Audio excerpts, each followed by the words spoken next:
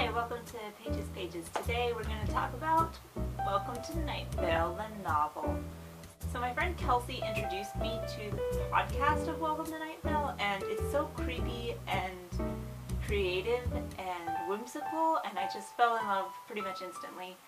And so I heard that they had a book coming out, and it was really exciting. I was interested to see how a podcast would translate into a novel, and I think that this novel does it well. So I ended up getting this book for Kelsey for Christmas because she likes books, she likes Night Vale, why not?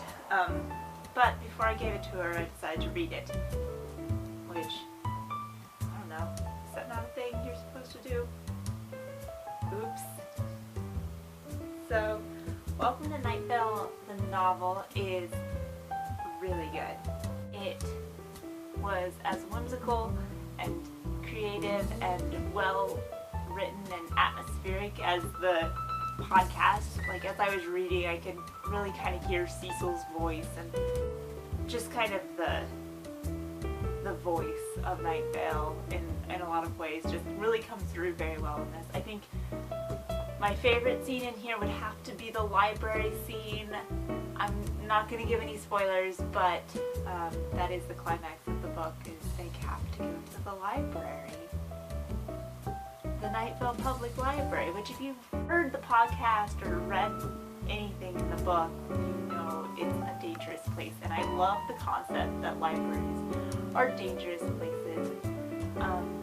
Not because they're actually dangerous places, but exactly the opposite, because they are such safe spaces and sort of sanctums for education and for learning and for research and just the shared love of story. And so I really appreciate that in its own perfect, weird, quirky way, Night Vale really kind of captures that.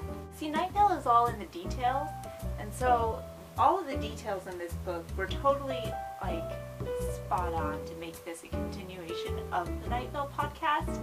But the plot!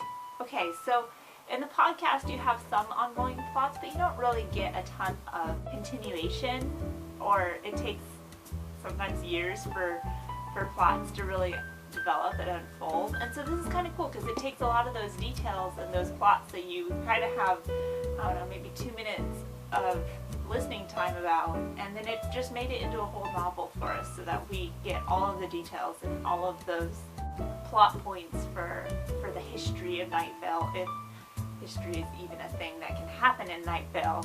One of the things I really appreciate about Night Vale is that time doesn't work there in the same way that it works here.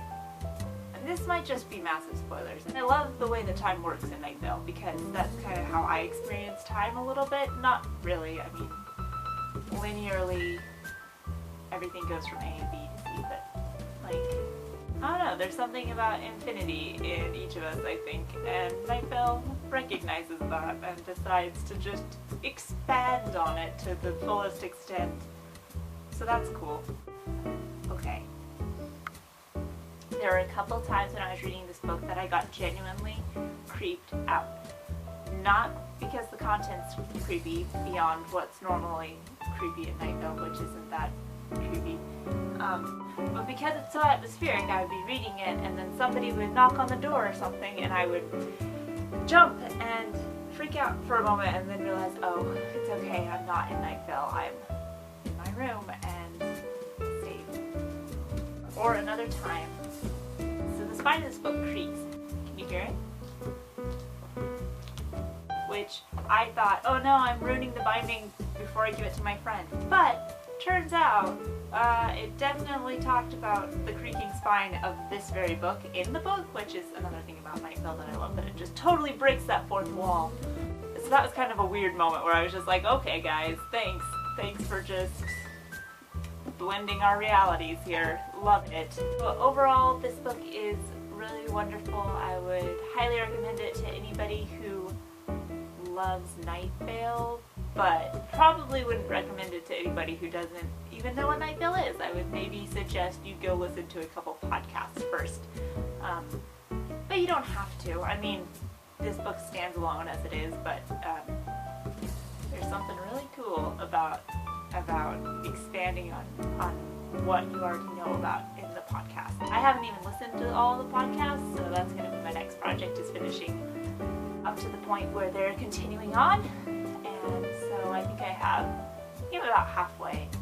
I feel like that was perfect timing to get to this novel. I hear whisperings about another one, and so I'm really looking forward to that, maybe? I don't know. Could be cool. If you liked this video, if you liked this book, if you have any ideas for other books that I should read and talk about to you, let me know down in the comments, and thanks for watching. Hope you go and read this book because it's really good.